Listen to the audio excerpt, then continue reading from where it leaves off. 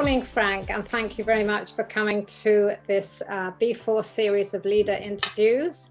I'm delighted to tell you that you have been chosen as the very first one. So that is a position of great importance, of course. Now, for everybody watching, Frank Nigriello, I'm sure you know, is the Director of Corporate Affairs at the Unipart Group, somewhat a celebrity in Oxfordshire and in Oxford and Oxfordshire business circles. For those of you who don't know me, I'm Alison Haill, CEO of Oxford Professional Consulting, sorry about that. I'm an executive business coach, and I spend part of my time helping female entrepreneurs to make a successful, sustainable and profitable business of their own.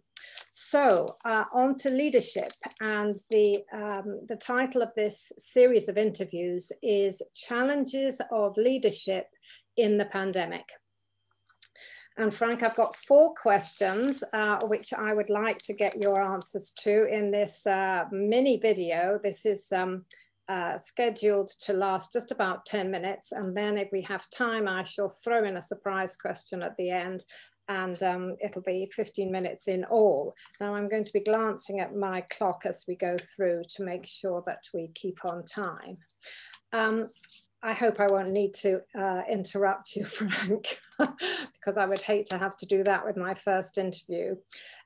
So question number 1, what challenges have you personally experienced as a leader during the pandemic period?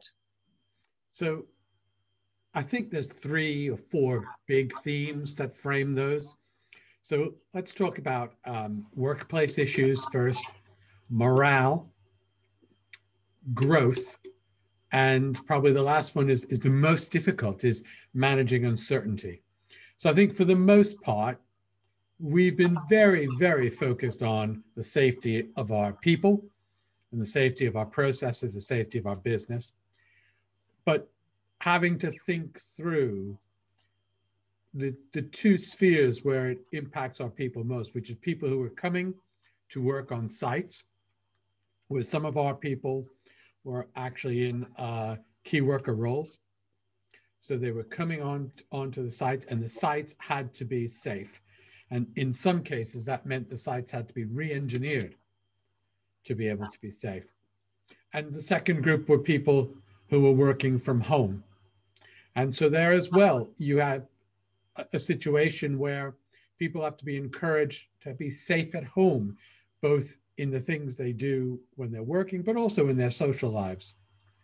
That leads me to morale, where there is always a question of people who are working from home, feeling isolated, feeling disconnected, and we have to think about that and continue to think about how our business will grow, how we continue to develop our business.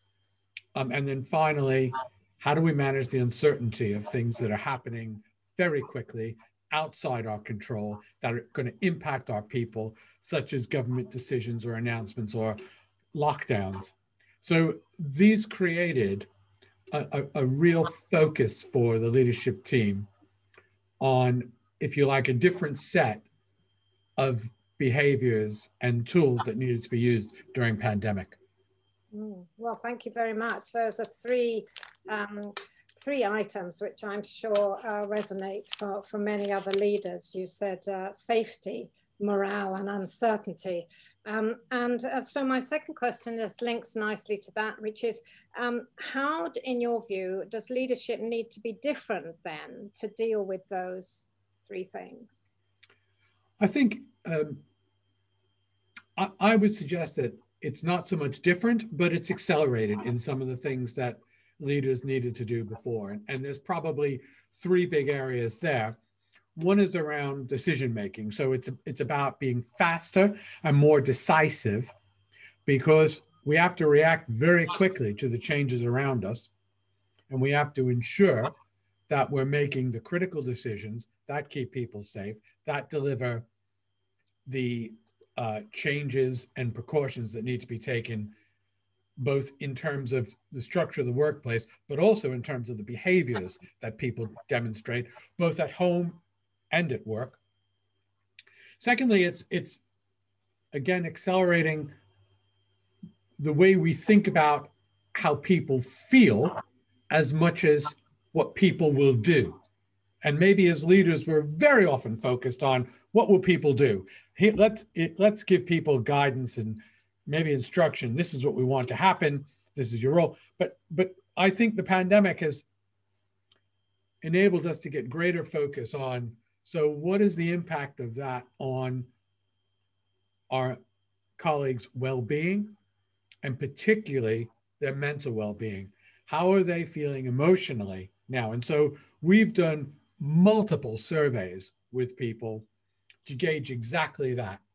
And a particular area that we focused on were those folks who are working from home. Mm. And then finally, I think the age-old chestnut that managers, leaders face is, how do you maintain visibility with people? And in this scenario, most importantly, how do you maintain that visibility with people who are remote? So how are you making those connections to people who are isolated in their own homes and don't have the camaraderie,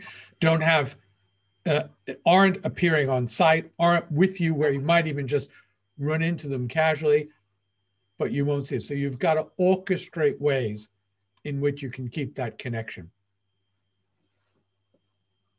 Yes, I'm sure any of you watching this video will realize that there's a bit of a disconnect between Frank's lips and his voice. So after he finishes speaking, I feel as if I have to wait till your lips stop moving, Frank, before I move in.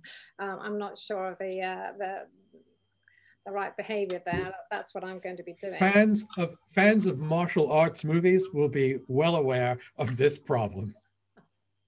Well, you're obviously more of a fan of those than I am then, because I don't know nothing about them at all.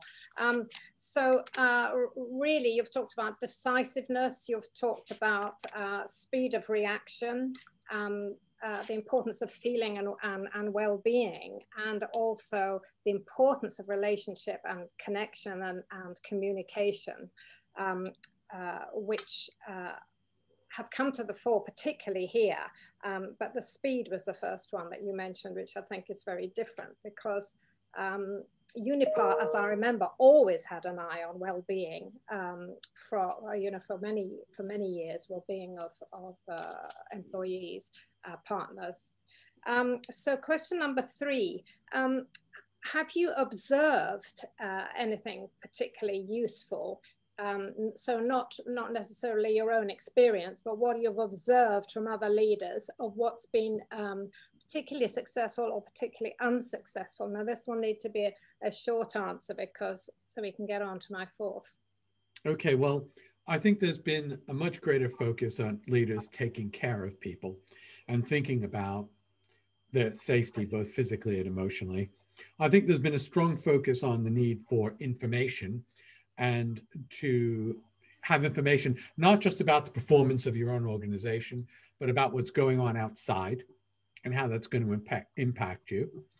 And finally, I think it's about leaders have had strong connections with network organizations like CBI, like Make UK, and a willingness to share good practice, a willingness to say, well, how are you guys, how are other companies dealing with this issue or this problem? How are they organizing their workplace? And for people to share that information more openly.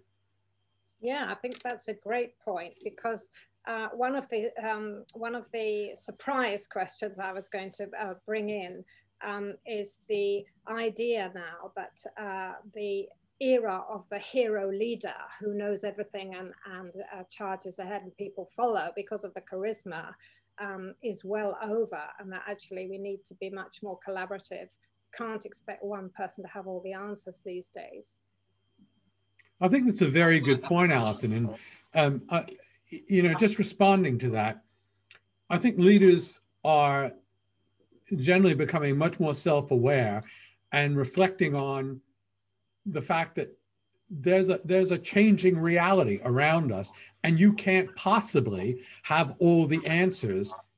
So you have to continually reflect on well, this is what we know today, this is what we understand today, but we recognize that tomorrow that may be very, very different. And a good example of this is people preparing to come back to the workplace at a point when it seemed that would be a logical thing to do, and faced with rising numbers of COVID infections and going into lockdown. And so having to reverse all that thinking about coming back into the workplace and go back into a lockdown scenario. This is very, very hard for people, and it's very hard for leaders to be able to manage the consistency of their own thinking and their messaging. Yes, absolutely. And that word consistency has come up frequently, hasn't it, in comments on how the governments handle this as well. So I'm going to go to my final question, which is actually something that I'm interested in myself. On a continuum of transparency one end and certainty the other, where do you think it's important to sit, particularly in a time of crisis like this, as a leader? Okay, so I mean, I think that's an interesting pairing of terms, transparency and certainty, because the continuum is probably uncertainty and certainty, and the measure between them is probably transparency. So the more certain you are, the more transparent you can be in most things that you do. The more available you can make information, the easier it is to say, this is what we think and this is where we're going to go.